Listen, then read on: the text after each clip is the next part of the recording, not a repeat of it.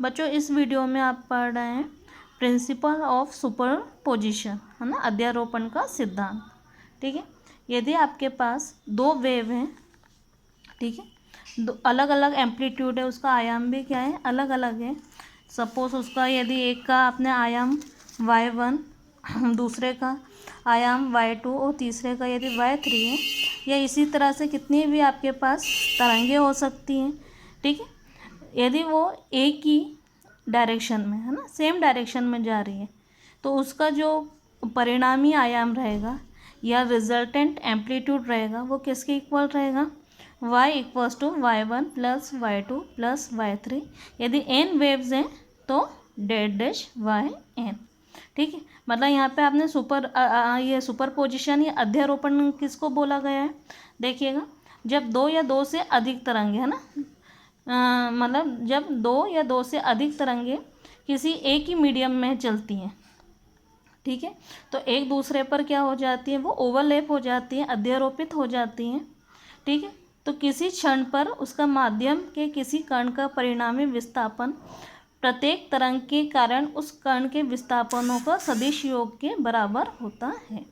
ठीक है, मतलब क्या हुआ कि यदि आपके पास दो या दो से ज़्यादा वेव्स है ना, तो उसका जो एम्पलीट्यूड रहेगा, उसका जो विस्थापन रहेगा, आयाम या विस्थापन, उन सब के योग के बराबर रहेगा। जितनी भी वेव्स है उसके विस्थापन के योग के बराबर रहेगा। ठीक है, यदि आपने क्या सपोज कर लिया है कि किसी कण का विस्थापन या डिस्प्लेसमेंट कितना है, y1 है, किसी दूसरी वेव्स का डिस्प्लेसमेंट कितना है, y2 है, किसी तीसरी वेव्स का डिस्प्लेसमेंट कितना है, y3 है, तो टोटल डिस्प्लेसमेंट क्या होगा, ये टोटल आयाम क्या होगा उसका, y equals to y1 plus y2 plus y3 dash dash yn।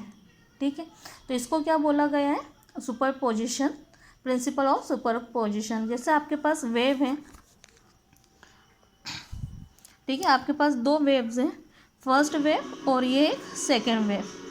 ठीक है, तो एक का डिस्प्लेसमेंट आप क्या बोल रहे हैं, एक का आयाम, यदि डिस्प्लेसमेंट की जगह यदि आप आयाम वर्ड यूज़ करते हैं या एम्पलीट्यूड, तो एक का एम्पलीट्यूड आपके पास क्या है, y1 है, और एक का एम्पलीट्यूड आपके पास क्या है, y2 है। तो जो टोटल होगा वो किसके इक्वल होगा, y equals to y1 plus y2। जैसे हम यहाँ पे शो किया गया है कि यदि एक वेव है उसका एम्पलीट्यूड कितना है, y1 है, दूसरे का एम्पलीट्यूड कितना है, y2 है, तो टोटल एम्पलीट्यूड कितना होगा, y equals to y1 plus y2। अब आपको मालूम है यदि वेव्स हैं तो एक ऊपर वाला पोर्शन को क्या बोला जाता है, श्रृंग, और नीचे वाले को गर्त, है ना, क्रिस्ट और ट्रोट, है ना। तो यदि दोनों वेव्स के क्रिस्ट और ट्रोट क्या होंगे, सेम डायरेक्शन में होंगे, श्रृंग और गर्त दोनों वेव्स के एक साथ मिलेंगे, तो टोटल एम्पलीट्यूड कितना होगा, इन दोनों के सम के इक्वल होगा, y equals to y1 plus y2।